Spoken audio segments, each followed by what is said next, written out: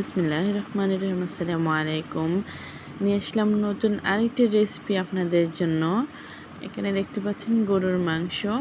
তো গরুর মাংস চলেন আমরা গরুর মাংস প্রথমত রান্না করা শুরু করে দেই। তো এখানে হচ্ছে আমি কড়াইয়ের মধ্যে তেল দিয়ে আর হচ্ছে পেঁয়াজ কুচি, লবণটা দিয়ে দিয়েছি। এখানে হচ্ছে আমি আদা রসুন বাটা এবং সাথে জিরা বাটাও অ্যাড করে নিয়েছি। আমি ভালোভাবে কষিয়ে নিচ্ছি এখন। তো এখানে হচ্ছে আমি দেখতে পাচ্ছেন আমি লাল মরিচের গুঁড়ো, ধনিয়া গুঁড়ো, হলুদ গুঁড়ো এগুলো হচ্ছে আমি পানি দিয়ে মিশিয়ে সবগুলো এখন আমি জাস্ট কষিয়ে নিচ্ছি। আমার কষিয়ে নেওয়া হয়ে গেছে। এখন হচ্ছে আমি মাংসগুলো এখানে অ্যাড করে নিয়েছি। এইগুলো হচ্ছে কোরবানির মাংস। আপনারা সবাই দোয়া করবেন যাতে আল্লাহ পাক প্রতি বছরে আমাদেরকে কোরবানি দেওয়ার তৌফিক দান করে। কারণ কোরবানির মাংসর মধ্যে হচ্ছে মানুষকে দেওয়ার আনন্দটাই আলাদা, আর হচ্ছে খেতেও অনেক সুস্বাদু। এটার মধ্যে হচ্ছে আল্লাহর মনে হয় অনেক নিয়ামত থাকে। এখানে হচ্ছে আমি তেজপাতা, লং, এলাচ, গরম মশলা অ্যাড করে নিয়েছি। আমি কষিয়ে নিচ্ছি। আর সাথে হচ্ছে আলুগুলো এখানে অ্যাড করে নিয়েছি।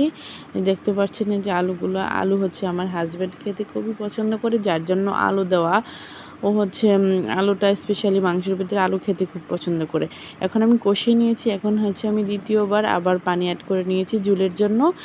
আর হচ্ছে এই প্রসেসে আপনারা অবশ্যই বাসায় রান্না করে খেতে পারেন যারা নতুন রাঁধুনি আছেন।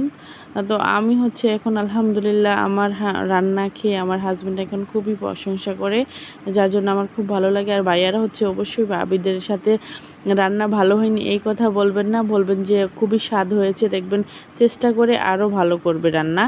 তো এখন হচ্ছে আমার তরকারি রান্নাটা হয়ে গেছে।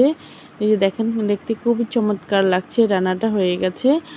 যদি আমার রান্না দেখে আপনাদের ভালো লাগে অবশ্যই আপনারা আমার পেজে লাইক, কমেন্ট, শেয়ার করবেন, পেজের পাশে থাকবেন আর এভাবে বাসায় রান্না করে খেতে পারেন। আজকের মতো এখানে, আল্লাহ হাফেজ।